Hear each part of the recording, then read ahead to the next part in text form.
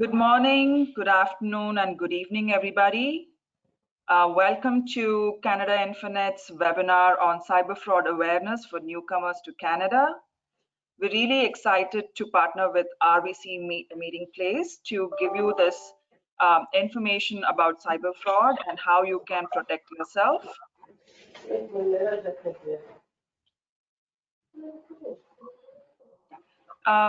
There is a little bit of noise in the webinar. Can I ask all other panelists to please mute yourselves? Thank you.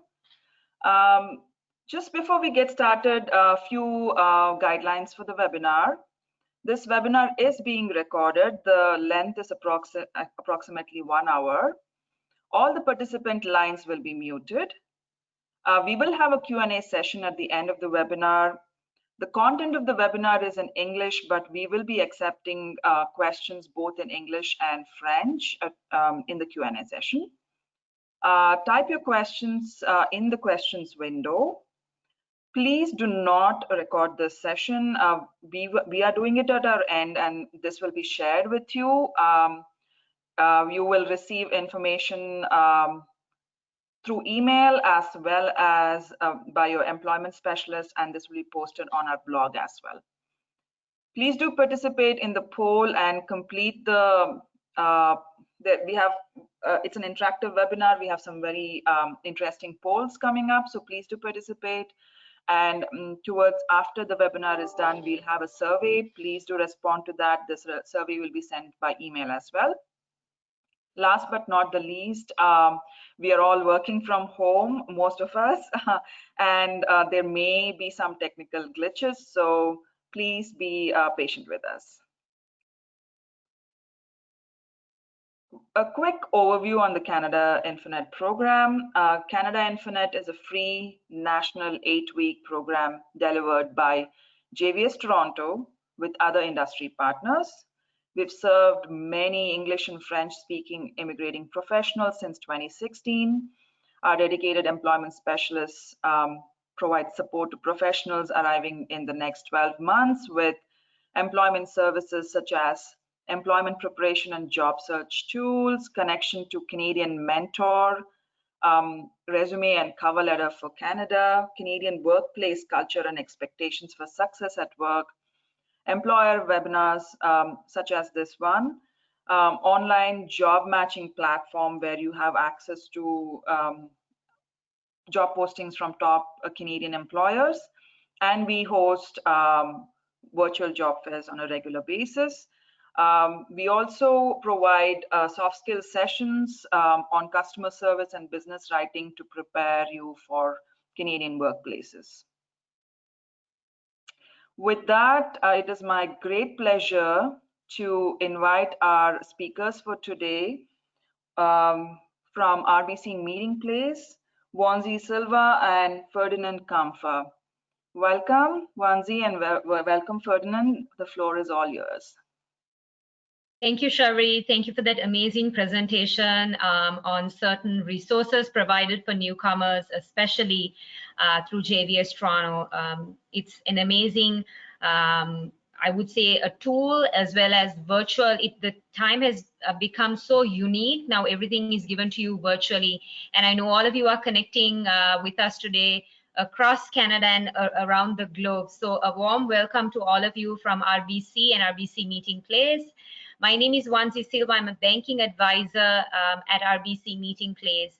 We're very proud as an organization because we're the only financial institution that has a dedicated center for newcomers like yourselves. Be it that you have questions around employment in Canada or settlement, we work with great connectors like JVS Toronto, and we are able to connect you with the right resources. So feel free to reach out to us, and we will definitely share our information with you, or perhaps we will share it with Sharmari, who is the organizer today, and she can share it with all of you as well. Ferdy, why don't you give an introduction about yourself?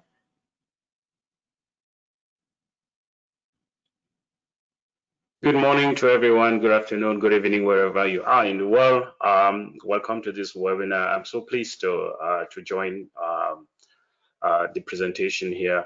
My name is Ferdinand Kamfa. I'm a banking advisor with the Royal Bank of Canada, and I'll be assisting my colleague Wanzi in the presentation. Thank you very much. Awesome. Thank you so much, Ferdy. And of course, he is our French expert for today's session. So feel free to ask any question, and we will be able to maybe translate it or answer you in that required language. So as you can see, RBC Meeting Place, what you see on the screen, it's a little, I would say, like a private banking lounge on its own. It's not like a traditional branch, a very warm and welcome space. Now, before we move on to talk about what we do in the space, I'd like to share a little video of, or maybe why don't we take a quick poll just to break the ice here. So go ahead now to the poll and let us know what you think the word Canada mean to you.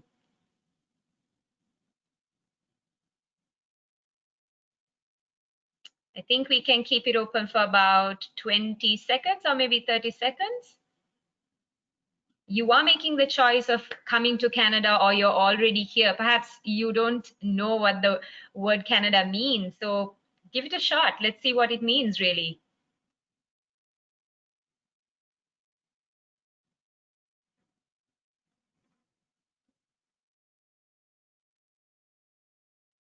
Okay, awesome. So it's a mix of answers, as you can see.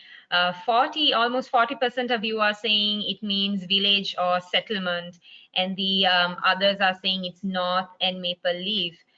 The word Canada actually defines from a word that comes as Kanata, and it actually means village or settlement. So that's an amazing meaning, I would say, because here in Canada, everybody is from different countries as immigrants mostly. So you are welcome for your settlement to Canada to make it your home. That's what the word means. And thank you for taking time to do the poll as well. So let's move on to the next slide. And I just wanted to show you guys our team in Brampton. And before that, we'll play a short video about RBC's Newcomer Advantage program.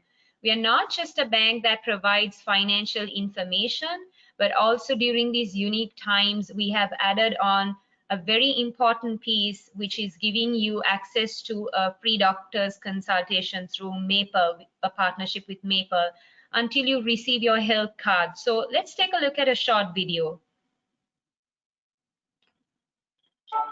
With the RBC Newcomer Advantage, you'll enjoy no monthly fee banking for a year and a credit card with no credit history required. And because we're about more than just banking, we partnered with Maple to get you a free online doctor's visit for a healthy start to building your new life in Canada. Learn more about the RBC Newcomer Advantage today. Making the move to Canada. Okay, thank you, team. Thanks for playing that short video. So what we do at RBC Meeting Place is, like I said, we connect you with certain settlement resources. We empower youth in terms of understanding about savings or youth empowerment regarding gaining work experience or gaining those skills required just after university.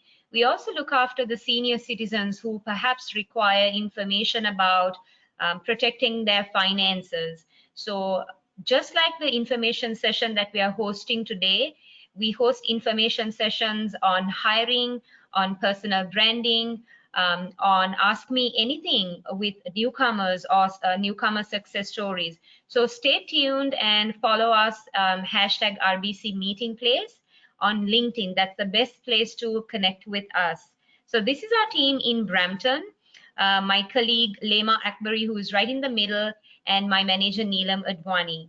If we move on to the next slide, you'll see that our center has become so popular that we've expanded our services across Canada.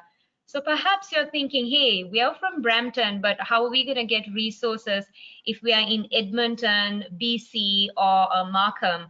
And for that, we have 3 centers across Canada that will be able to help you with your settlement questions in that particular geographical location as well. So without taking too much of time, why don't we jumpstart with the presentation today, a very important topic, fraud and cybersecurity. So yes, why not? Let's take the question about what you understand in terms of cyber fraud.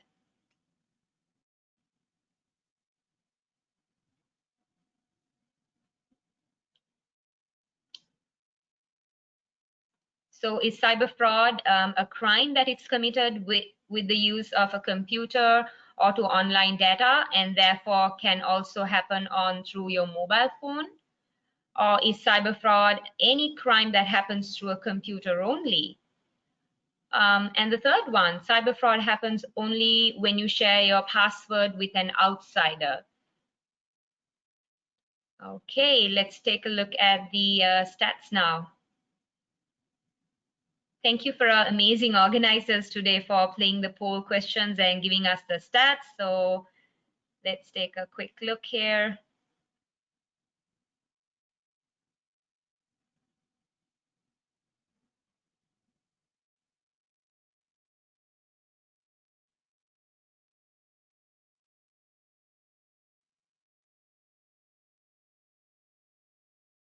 Okay, I think we can close the poll, and beautiful. So majority of you are agreeing to the first one, what cyber fraud means. And 30 of you are saying that it only happens through a computer, and least of you are saying it only happens if we share the password. So why don't I pass this forum to my colleague, Ferdinand, and he'll talk about what fraud and cyber fraud means. Over to you, Ferdy. Thank you very much, Wanzi. So we'll be talking about cyber fraud, fraud and cyber fraud. So the question is, what is, how it happens, and how to protect yourself. So we're going to look into that. And again, because it's something that is so prominent, especially now with the use of electronic devices, the digitalization of all our activities. So what we're going to look at, so I'm not going to scare you guys today about that, but I'm just going to give you some tips, you know. So I'm not here to scare you, but the stats do are really alarming. You have over 290 million people that have been victims of fraud, you know, but we're going to talk today about how you become informed about it, how it happens, how you can protect yourself so that you don't become a victim. We will go through different types of fraud, focusing on the most common tactics that they do use, and this will help you to prevent fraud. It's also important to touch on something called cyber security, which is a practice of ensuring that systems do work, and that's what we really do at RBC. We try as much as possible to with our systems and operators to make sure that we actually do help you prevent this fraud and save our clients, because it's very costly, even to us as a bank. So you know, the entire world operates on computers, and with the right software, those computers can be almost anything from a phone call to simulating flying on an airplane. The role of cybersecurity is also to ensure that these machines do the things that we want them to do, and to actually protect us from these criminals. Because again, cyber fraud is kind of like an organized crime. It's not just from anybody in the basement. These are really sophisticated people who know what they're doing, and what they've done is they're also sophisticated in their method that they do use. So you know, they do telephone calls, they simulate telephone calls to come to you. They behave as if they're actually genuine. So we have to watch out, be very careful. If you don't trust anything, you just need to make sure that you verify, you know who you're talking to, And again, as a newcomer, you might be tricked to believe anything that comes. My first personal advice would be: we are here in Canada. It's a developed country. Nothing comes easy anywhere in the world. They don't just give you money, or you've won something you didn't even work for. And so they're very enticing. They're very sophisticated the way they've done things, and it's something that it's costing even financial institutions and companies at large. So let's see here. So we're also going to look at different types of fraud, and we'll go to every type. So you have, like, number one, password compromise. Please do not share your banking password with anybody, even if it's your spouse, your girlfriend, your boyfriend, even with a banking official or an official from any company that you're dealing with. You're not supposed to do that. Your debit card, which is your bank card, which you use at the bank to take out funds from the ATM, from the automatic dispensing machine, you're not supposed to share that number with anybody. Your PIN as well. There's also, you have to be aware of something called social engineering. This is phishing and spoofing, which what they do is they create fake websites. They look genuine and trick you into going in and clicking on a link. It stores a malware on your device. Anything you type, they can see.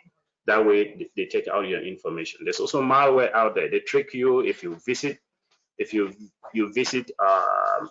websites and something pops up and say, click on this and put this. Please, you have to be very careful about that. And the most common one is also identity theft. So do not trust anybody. Do not trust anybody.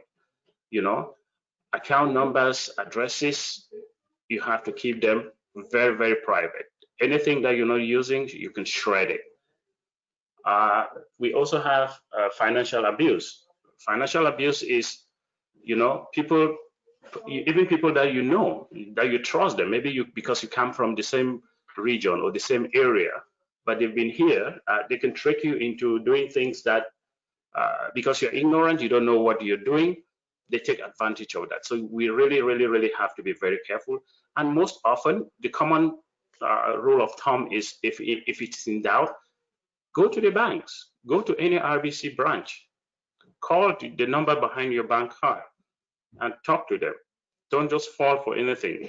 The easiest one that is very common here in Canada now is you have, and these fraudsters are everywhere. They can set up their offices in Dubai or in Delhi or in Bombay. They say, oh, we're calling from the government service. We're calling and we want you to provide this information. If someone is calling you, that person should be providing your information. They don't fall for anything that will ask you for personal information, because you are the one that has that information alone. If you're dealing with somebody who knows you, that person should be confirming that information, not you providing anything to them.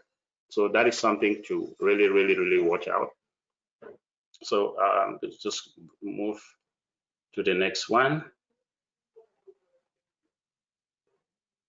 So we also have a short video, Ferdy, if our organizers here will help us to play a short video about what password compromising means, or how to create a powerful password. Remember, password creation, we get so caught up with work that we just create a simple password like the word password and maybe add continuous numbers, password 123.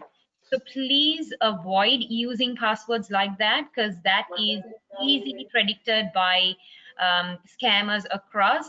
Trust me, across the globe, they say that people who are doing these scammings are using certain engineering tools. You predict thousands of passwords within a short time span of 1 minute. So be cautious on that. And let's take a look at a cybersecurity powerful password video together. Thank you.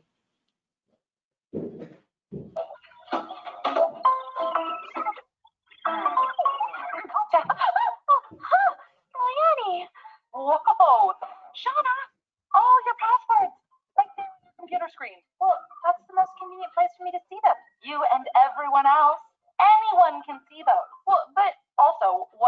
or is not a password. Oh, it's not. I use that one a lot. No, it's too easy to guess. And you should never reuse passwords across different accounts or on your phone. Well, so how do I make a password that's hard to guess? And if I don't write it down, how do I remember it? Glad you asked. I have a 4-step system. Instead of a word, think of a phrase that's meaningful to you and easy to remember. I love my cuddly cat, of course. Step 2, the first letter of each word in that phrase to make a nonsense word, mixing up upper and lowercase. Oh, okay, so that would be ILMCC. Easy, right? Yeah.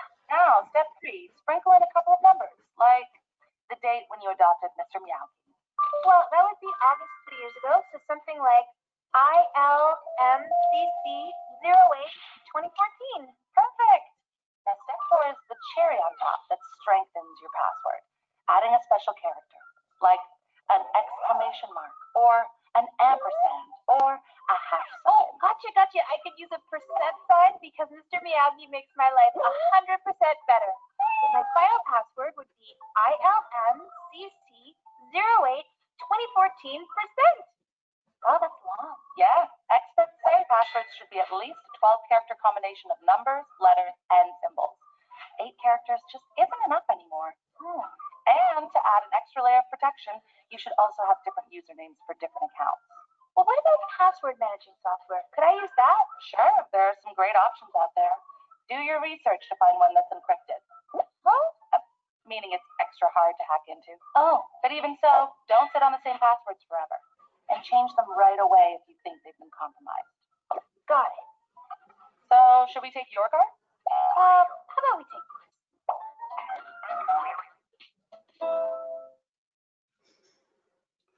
Excellent. That was wonderful. Thank you very much. Yeah, so you can see that this video is very, very informative. So please be careful and watch out for all these things. Your password is something that has to be a combination, make it a letters of numbers, alphanumeric, like they say. So please, you be on the watch. Don't just choose anything that's simple that can easily be guessed. Also, you have to, don't write it down, memorize it, make sure that it's something that you can always remember. But either way, if you lose it or if you don't remember it, we can safely call the bank and we can safely ask you to reset that for you. So next slide, please.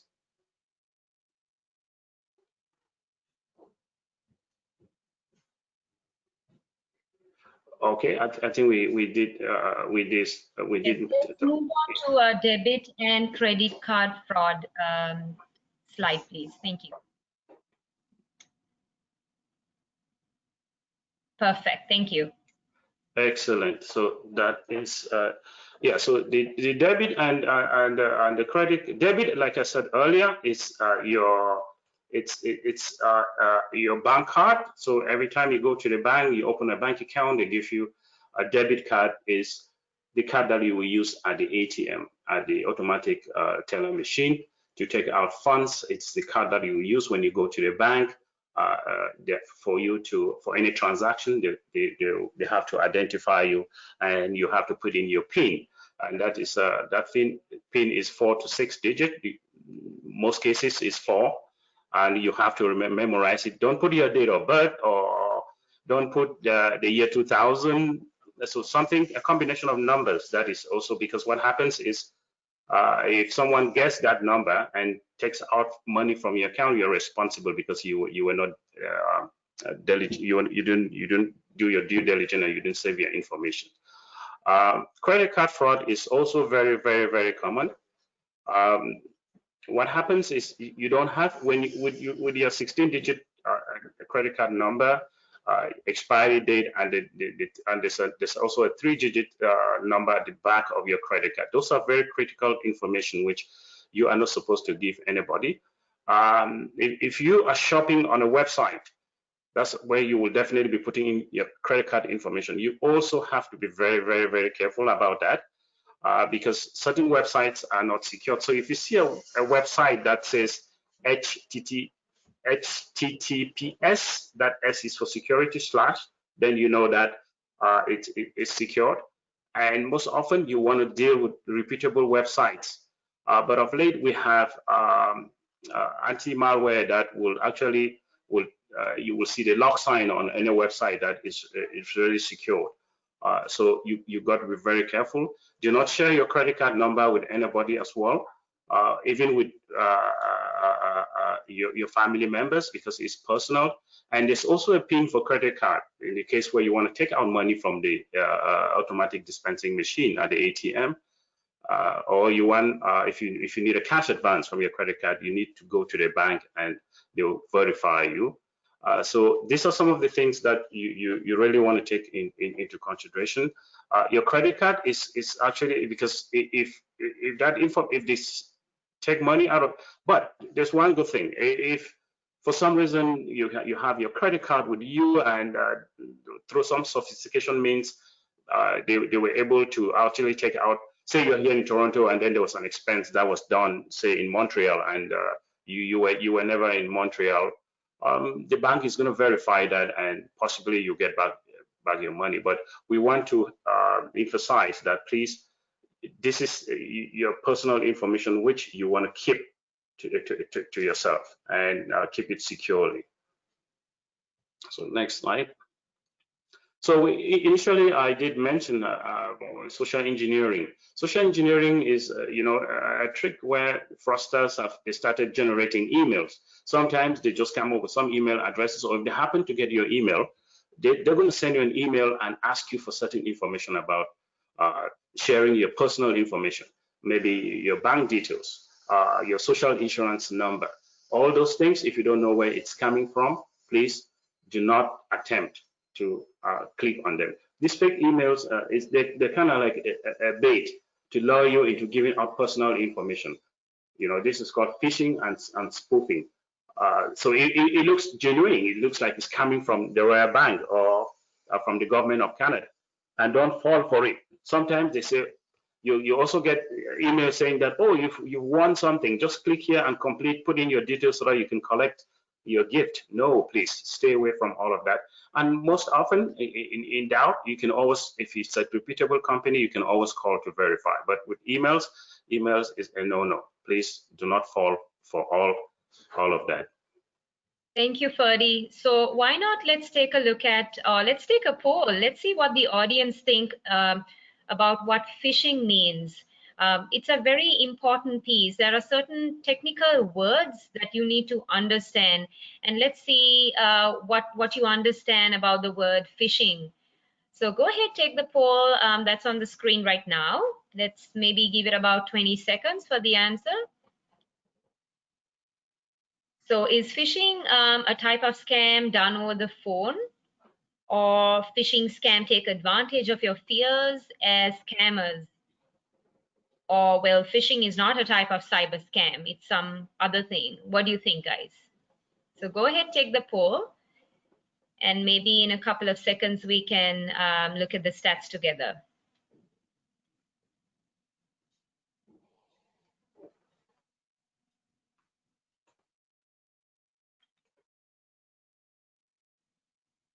Okay, perfect. So almost majority of you are thinking that it's a scam done over the phone.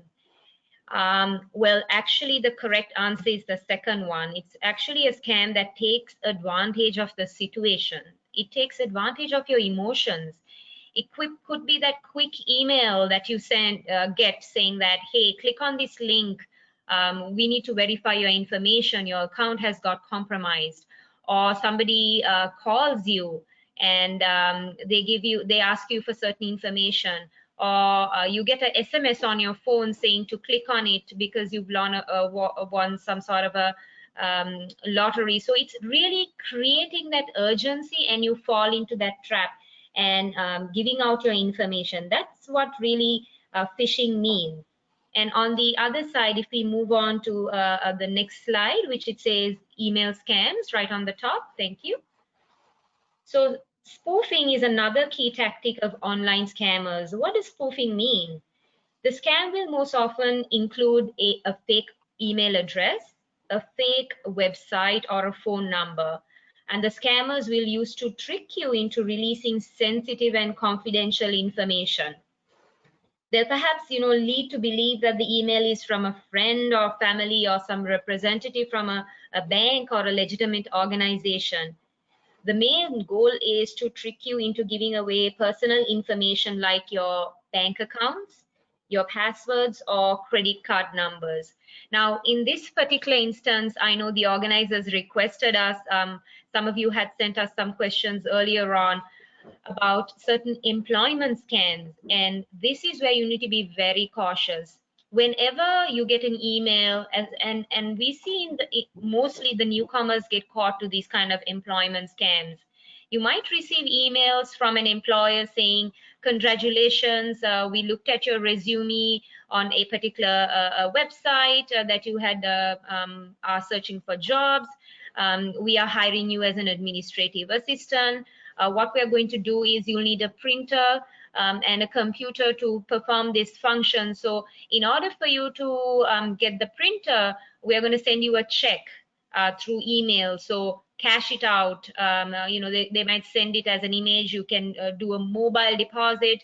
And then once you purchase the goods, send us the balance. Watch out, because these kind of scams, imagine maybe you are desperate, maybe you want to get a job and you want to take any kind of job, but at the same time you need to safeguard yourself, and you can be a victim of fraud. Just like I just shared this example, many of our newcomer clients have gone through this scam where employers reach out to them saying that they are already employed within just few days of landing, and they are sending out some money or a check to cash out. What they really do is money laundering. They're using your legitimate information. They're using your bank account to deposit a check or clear that black money into white money. So be cautious on that. If I were you, I would always go and check out if there is an official website starting with HTTP most of the time that's legitimate, to see if there is an organization that actually hires, or if that's an organization that's of any validity. I recall as a newcomer myself, where I moved to Canada 3 years ago, somebody sent me a message saying that you're scheduled for an appointment for an interview the next in 2 days, that it's about an organization that I had to represent a certain charities, which is global charities, and I was excited for this role. When I did my research, I didn't see that company name coming up in any Google search, so I was feeling very uncertain about this. However, I myself being a newcomer, new to the country, we think that these scams don't take place, so I really went and took a look at what's happening. And I did understand that this particular organization was a part of a pyramid scheme. They were actually representing or misleading certain organizations, misrepresenting certain organizations, and collecting information from clients, collecting their credit card details, collecting the CVC number at the back of your card, which you should never disclose unless otherwise you have called to, let's say, your bank, and on the number at the back of your card, and they are asking for those information. Remember never to give out those sensitive information. So those are some of the things that you need to keep in mind with regards to phishing and spoofing. So let's take a look at the next slide in terms of phone and message scamming. So that's called phishing and smishing. Now remember guys, you don't really need to be scared of these big terms, or you don't need to know 100% of what it really means. As long as you know that there are certain scams that can happen over the phone, on messages, through email, or even people coming and asking for information. First of all, just be bold. Just say that you're not comfortable giving that information, or just hang up. Just hang up and say, I'm going to call, or just hang up and call the number at the back of your client card or your credit card or your debit card and call your institution. Whenever we have a conversation with our clients, we always record the conversation. We have certain notes that we place, so we know if your account was compromised, or if you need to go into a branch, we will always let you know. Even if the bank calls you saying your account is compromised, you will see people calling you like that. But if you're not sure, or if at all, even if it's the bank, just say that I'm going to call you back. Hang up. Don't call the number that they are telling you to call. Just call the number at the back of your card, and then our respective divisions will be connected accordingly. So keep an eye on that. Now remember, there are several tactics that these guys use to get your information from you. One of these is to use information they already have about you. Perhaps it's your name, address, your phone number, or bank details, like I was saying, or they have some sort of information that you would expect genuine, in terms of, let's say we have had clients saying, hey Wanzi, I got a call saying it's from RBC, and they said that, and they called me at 7 o'clock in the morning, and they said that we just sent you a message, you just clicked on the link, we're just calling to fulfill the rest of the information. Can you read out to me the number on your card after 451902? Now remember folks, we can vouch for RBC as employees, and most of the other banks, reputed banks in Canada as well. Usually we don't call and ask for your information. We already have it on us. So I have this, I'd like to relate it to an example once again. I had this lady walk into the branch and she said, Wanzi, I think I got in touch with a scammer. I gave my client card number, and because they called me early in the morning and they said that there was an illegal e-transfer done on my account. They sounded so legitimate that I actually read out the card number. Remember, it's a two-way responsibility, like Ferdinand was saying as well. Humans, it's 95% of human errors that lead to scams. As much as bank is protecting your information, you have to be responsible to protect your information as well. But fortunately, the client came to the bank as soon as the bank opened, and she said, I'm scared that they would have compromised my online banking or mobile banking. Now, at this point, what we quickly did was, check to see what has happened. And when we contacted our internal divisions, we found out that somebody had attempted to change her password using her client card number. So cautious on that. Now, your question might be, how can one person, by just getting the client card number, change information on the account, right? So in the conversation, creating that urgency, they find out a few things about you, and you in that sensitive situation, you perhaps might disclose certain information like date of birth or your phone number. You never know, you're in a hurry and you would disclose this information. So fraudsters can attempt to reset your password. If they have the client card number, they can go into that forget password option and then try to reset the password. Now, this is a tip that we are going to share with you. At the time of creating a password with your organization, with your bank, they will always ask the next question. Apart from the login password, do you want us to verify you asking a security question which is unique to you? I would recommend, as newcomers especially, please opt for that option. That way there is dual security. It's not only the password that you will put, but as well as every time you log in, they'll ask you a security question. So do safeguard yourself like that. And I love this beautiful example that's shared on the screen in terms of, your account is disabled, or you've won a lottery, or you haven't paid taxes and Canada Revenue Agency is going to come at your doors, or the police will come at your doors. These kind of things don't happen in Canada. If somebody, maybe you're not even entitled to pay taxes as a recently landed person, maybe you're supposed to pay it during the tax season. So just be cautious before you give out any information. So let's move on to the next slide, please, on social media scams. Thank you. So again, social media, what we see now being a virtual setup, everybody is on social media. Everybody is saying, I am on a trip in British Columbia or Vancouver, or I am not at my home, in short. Be cautious on what you put on your Facebook, Twitters, alerting the scammers or fraudsters to come and take your information. So I know it's important that you have to be keep your information up to date. A classic example, I know most of you might be looking for employment as you land. We see a lot of people sharing their resumes on LinkedIn, attaching their resumes on LinkedIn.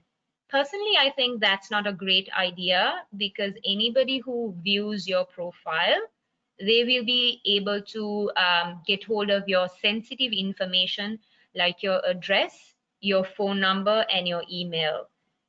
As long as you've put your job experience under each job description, you don't need to attach a resume which gives your personal information. That can create a chaos. So keep an eye on that. Now, sometimes harmless questions, answering a quiz, it might show, like you might get emails or people sending you messages. If you even comment or reply to a quiz or a brain teaser on social media, you are telling others that you're an active user and could be targeted for other games. I'm sure you have seen certain alerts or advertisements that come up even when our kids are playing on an iPad, for example. This is why we need to even be careful around our children using certain mobile or computer devices, because they accidentally click on certain links that take charge of your computer and get information. I'd like to share another example that happened recently. A client got in touch with me and she said, Onesie, I use another bank for my savings, and I don't really look at the day-to-day transactions on that. But recently when I contacted or when she just logged in to that particular bank to check her transactions, there were so many unauthorized activities that had happened and she had never opted for it. So she said, I immediately called the bank and I informed them. So they started an investigation. But she said, hey, I never shared my information with anybody. I don't even use the account much. How can these kind of things happen? So here's the tip, guys. Just like I shared with you, remember, it's maybe you not giving out information. It's maybe your kids who use that device and clicked on that link which they were not supposed to do. And that gives the fraudsters or the scammers direct access to your computer. And on your computer, you perhaps have, of course, saved your resumes, your passwords, your contact numbers. And on the other hand, if you are connecting to a public Wi-Fi, right? Again, scammers are out there. If you're logging into your online banking through a public website at a library or at a coffee shop, again, you're disclosing your information without your knowledge, and you are thinking, hey, I didn't call anybody or I didn't send out an email, but that's another way of your account being scammed.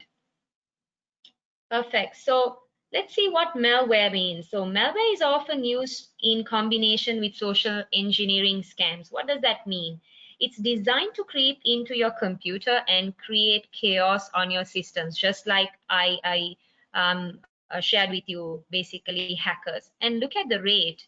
Like I shared, every 39 seconds there is a hacker attack, and human error causes 95% of cybersecurity breach. So these are huge numbers that we really have to watch out on. So moving on, I'm just going to invite for the next slide to talk about identity theft. Ferdy, why don't you tell us about what identity theft means? Okay, thank you, Wanzi, and thank you for the presentation you just rounded up. I will continue with identity theft, which is something that usually happens without your knowledge, consent. Someone uses your name, your SIN, your social insurance number, and other personal identifying information. So what actually happens is that this identity thefts happen when someone accesses your personal information, such as your name, date of birth, your SIN number, and then they use it to make financial transactions in your name. You know, this could actually involve accessing your accounts, opening new credit cards, applying for loans, or even mortgages. And then they start writing checks in your name. And when you don't have this information, when this information is laid out there, it's difficult for you to actually prove that you didn't do this. So you have to be very, very careful again with this. Please do not share that information. So we will go to the next slide, which is financial abuse. This is very important. Financial abuse is when your money or property is misused, often by someone you trust, and senior tends to face a great risk. So there's something called like a power of attorney. You may give a power of attorney for someone to act on your behalf when you're incapable. Maybe you're sick for a short period of time. And now when you give them that power of attorney, they could do anything, on your behalf. So you want to be very, very, very careful who you give that authority, because they can actually buy stuff in your name, do things that you didn't actually authorize them to do. So that's called financial abuse with people that are very close to you. So yeah, we move to the next one. Credit card, how to protect yourself at home or when you are out and about. I think we did touch about this earlier. Any piece of information that comes from the bank with your information, or from the government, where your SIN number, your address, your date of birth, please make sure that you shred it, destroy it completely. And you want to limit carrying things like your SIN number in your wallet, things that can actually identify you. Of course, you have to move around maybe with a piece of ID, which is like your driver's license. That's okay. And you also have to be aware of your surroundings, especially when you're doing financial transactions. You're taking out your credit card or your debit card to pay for stuff in the store, or make sure if you're putting your PIN, you have to cover your PIN. Just be aware of your surroundings so that this information doesn't get into the hands of those who may use it against you. So let's move to the next. How to protect yourself online. This is very important. We touched on it earlier. We want you to create complicated password, random, long, unique, and secure. For newcomers, I always, when clients come to see me at the bank to open an account, I always like, okay, think about something back home or wherever you're coming from that is very close to you, even local, even if it's in your local dialect or local language, just come out with something which is very unique to yourself. And complicated and long. That way now it's very difficult for them to actually access your information.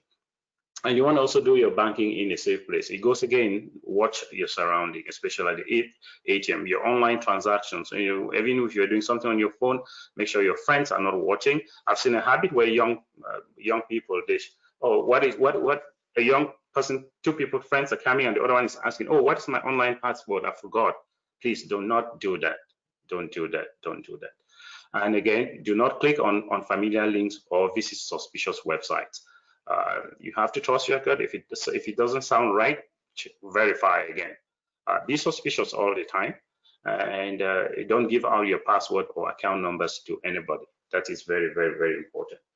And Thanks for sharing those information. And just to keep a tap on the time, we are almost at the end. What we wanted to let you guys know, we talked about certain phishing, spoofing, and other types of frauds. And if we quickly show the last slide, which actually the slide which just shares our information, the contact number that they can reach out to us. And like we promised, we will share our information with the organizers so that they can share it with you as well, along with the recording perhaps. Or you can reach out to us through LinkedIn. So my name is Wanzi Silva, and my colleague is Ferdinand Kemper. We are on LinkedIn. You can reach out to us, and we can definitely help you out in terms of maybe conducting a financial review or understanding banking in Canada, or simply about cybersecurity, or any other question is welcome. So let's take a look at some Q&A perhaps, and I'll just pass it on to the organizers. Thank you, Wanzi and Ferdinand. That was very, very useful information. Even from our we've been, supporting newcomers for many years now through the Canada Infinite program. And we do see, unfortunately, newcomers becoming a target for a lot of these frauds and scams. In fact, there have been times when, we've had program participants who've just arrived. They receive calls that say, we are from IRCC, there's a problem with your documentation, and the police has been dispatched to come to your house and make an arrest. These are actual people calling them and saying these things. And we've had people call us in panic and say, what are we supposed to do? And we feel everything went right. So is there any indication where these scamsters would even find information like, that this person that we're calling is a newcomer? Because what everybody has to know is IRCC or any of the federal or provincial government programs or anybody would not call you on your cell phone. First of all, they don't have your cell phone information if you're a newcomer. It's not been linked to your IRCC filings. So there is no way they will call you to ask for information or even email you for things, right? So any indication from a banking perspective, you may be familiar about where people find this information. How are scamsters finding this? Thank you, Sharmili. Thank you. That's a great question. And you're right. There are a lot of newcomers who reach out to us, let us know that these kind of things are happening. Unfortunately, nobody knows exactly where they find this information, but just an indication. Sometimes it can be, and we don't want to put any person or organization on the spot, but make sure you don't share your SIN number with anybody else apart from the employer. Or once again, if you're sharing it on with some employer that's not legitimate, that can lead to these calls. Or they are giving it out to certain providers that give certain services. We don't know how authentic or how legitimate they are. And even the bank will only ask for the SIN number if you're opening up a registered plan with the institution. Let's say you're opening up a simple bank account and just applying for a credit card. We won't be asking you for your SIN number. Of course, if you don't have any address verification proof or anything like that, that's a way of doing it. It's safe to give it to the bank, honestly, because for registered plans, why we collect that information is to inform the CRA that the client has an account, a registered account like that. But definitely, shred those documents, whatever that you get, just don't put it in the garbage, because it's such a chaos that these people actually get into those garbage bags and get your information. It's as bad as that.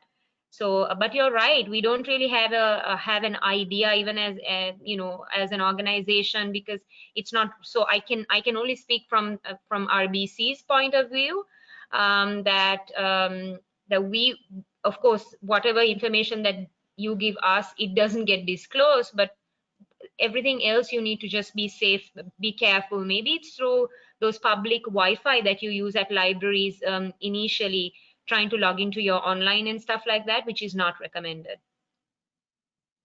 Perfect, thank you. Is there some information that you can share on fraud related to e-transfers. Is there any specific information that you can? Absolutely, Shari, absolutely. And I shared one such example as well of an employer trying to email you and trying to do mobile check deposit where there is no financial instrument or there is no check. That was one thing. And the other thing is, and that's an awesome example or question that you asked, do not accept e-transfers or do not click on. So that's the example we shared of clicking on a link that does not belong to you, clicking on a link that you're not expecting. If you're expecting an e-transfer from your spouse, a colleague, it's meant for you. But if somebody sends you $100 and you're not expecting that $100, or somebody says, hey, we're sending you an e-transfer because you won $1,000 and you never applied for a draw, that means it does not belong to you. Please do not click on those links. You might want to just get that free money, but it's compromising your personal information. So 2 ways of safeguarding yourself. One thing is don't click on it. The other thing is you can sign up for e-transfers where the sender and the receiver shares a password and a question and a password. So it's locked. If Shari is sending me a transfer because we went out for coffee together or for lunch together, and you're sending me some money because we're sharing the bill, then Shari will send me a question and the answer.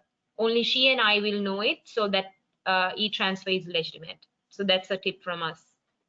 And if I may just ask, if I could, Wanzi, it's also very important to know that with the e-transfer, it's something. If you even if you unknowingly accept an e-transfer that is coming from a fraudster, the bank is also going to hold you responsible, and you could actually be disabled from using that function in the future. Absolutely. So it's very important not to even joke with it, because it's a privilege, because e-transfer it's a group of banks, all the Canadian banks, and it's something you cannot use internationally. It's only in Canada, so you have to be very careful, because if RBC refuses you e-transfer, TD will not give it to you, or Scotia. So please be careful. Yeah. Thanks for sharing that, Ferdy. Yeah.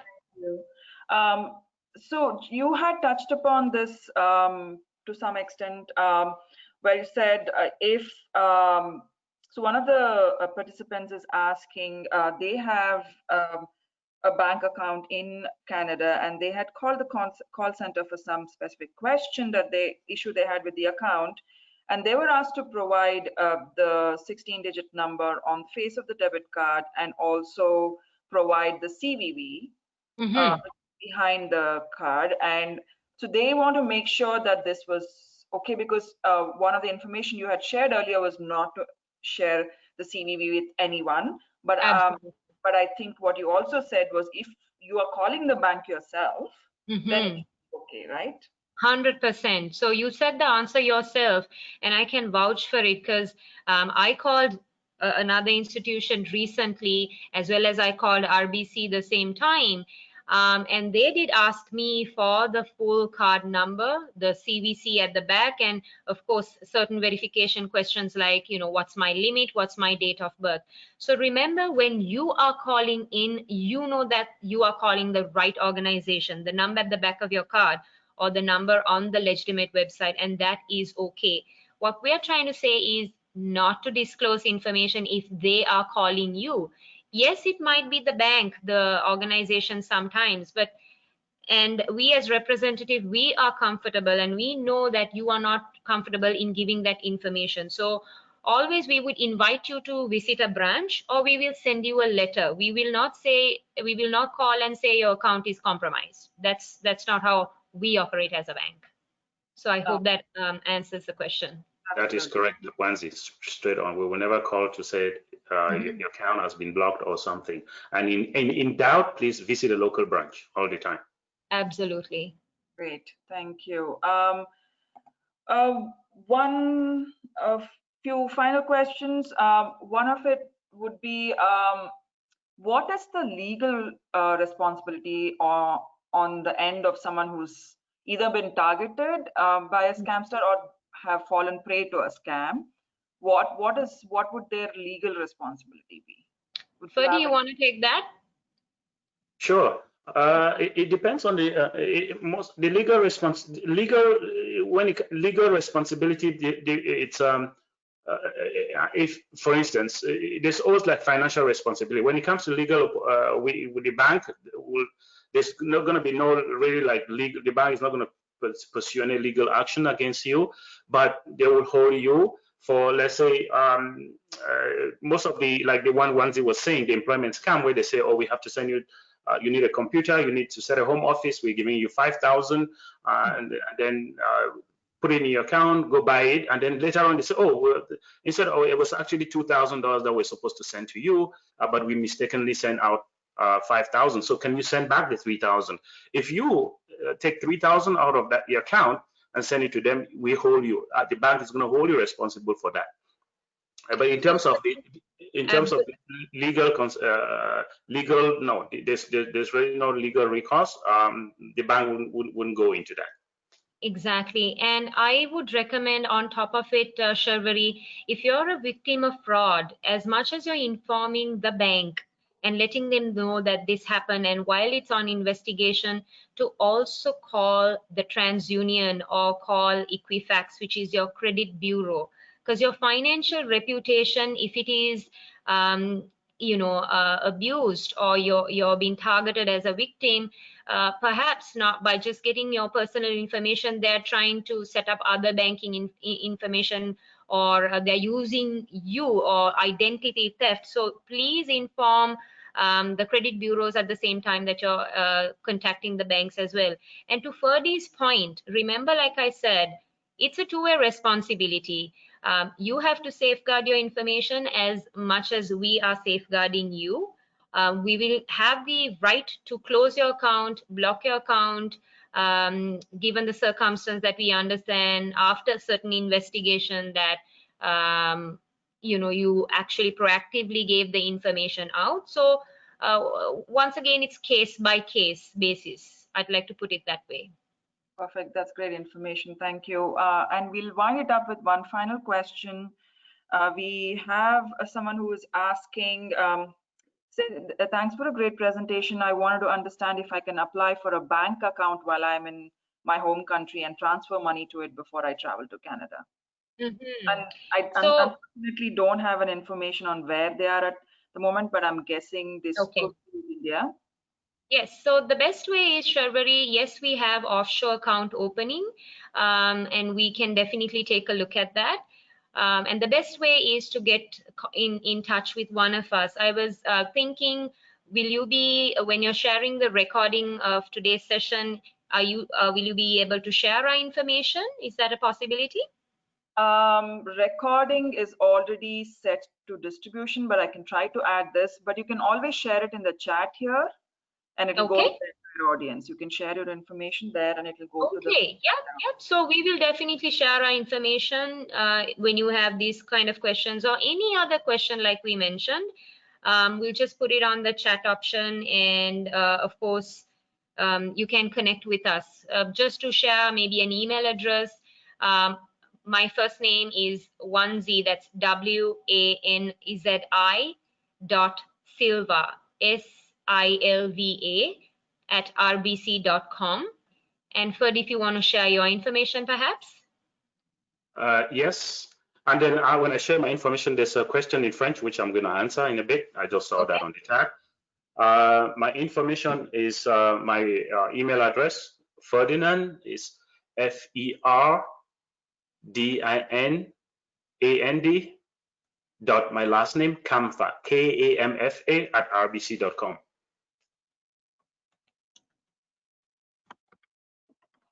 Yeah, you can go ahead with the French question, perhaps. Okay, there's a French question here. The person is asking, oops, let me a sec. I'm gonna put, what is the question? Just give me a quick. Okay, the person is asking the question, est-ce que c'est correct d'accepter le fonds transféré électroniquement en activant l'option de dépôt automatique, which is the person is asking, is it okay to accept e-transfers by actually enrolling into automatic deposit. Yeah, into auto deposit. Yes. So it's a bit tricky there too, because what is happening is, which is, I do auto deposit. I do accept auto deposit. I don't know how intelligent the system will be to determine if this is coming from, say, from a scammer or like the job things that we're talking about. But for regular transactions between friends, and sometimes, but again, oh, I'm going to answer that. You wanted me to answer that in French. Yeah, go for it, Ferdy. OK. Bon, c'est que moi, personnellement, j'ai déjà activé cette option pour le dépôt automatique, mais c'est un peu, c'est pas clair, parce que si vous avez, par exemple, vous êtes victime de fraude, que quelqu'un a envoyé l'argent, ou bien une société vous a envoyé un argent qui n'est pas correct, qui n'est pas vraiment ce qui est faux, si vous acceptez ça, ça va être déposé dans votre compte, mais d'ici quelques temps, la banque va réaliser que c'est un faux dépôt. Donc, oui, cette fonction est toujours bon, mais au niveau du système, je ne sais pas si au moment actuel, ils ont l'intelligence qui peut détecter que les transferts qui viennent dans votre compte, c'est un faux transfert. C'est ça qui est un peu problématique pour le moment. So, like I was saying in English, again, Wanzi, you may help me out here. Yes, it's good to activate the auto depot function, but what if it is coming from, you know, like we're talking about those employment scams where they could through your email send you an e-transfer? How, if it's auto deposited in your account, then you really don't, you know, it was put in there because the bank wants us to use that function of auto deposit, right? Correct. So I don't, just something that we may want. So, yeah, go ahead. Yeah, it's a tricky situation, and if you're comfortable with that, and you know that you haven't given out information, you secure your information, that's when it's a good time to sign up for auto deposit. And the repercussion is, in case you're a victim of fraud and you sign up for auto deposit, you receive an e-transfer. Worst case is, of course, your account can be blocked, and you won't be able to do transactions until the investigation is over. So it's a two-way thing. So in respect of time, we'll pass it over to the organizers, Ferdy, and maybe wrap up today's session. Yes, thank you so much, Wanzi and Ferdy. This was lots of good information for our program participants. Sorry, everybody, we just ran over a few minutes, but if you have any other specific questions, both Wanzi and Ferdy have shared their information. Please feel free to direct it to them. And thank you so much for joining us today, Wanzi and Ferdy. It was, again, very great to collaborate with RBC Meeting Place, and hope to continue our collaboration. So thank you very much, and goodbye. Thank you for hosting us. Thank you. Thanks to everyone. Bye-bye.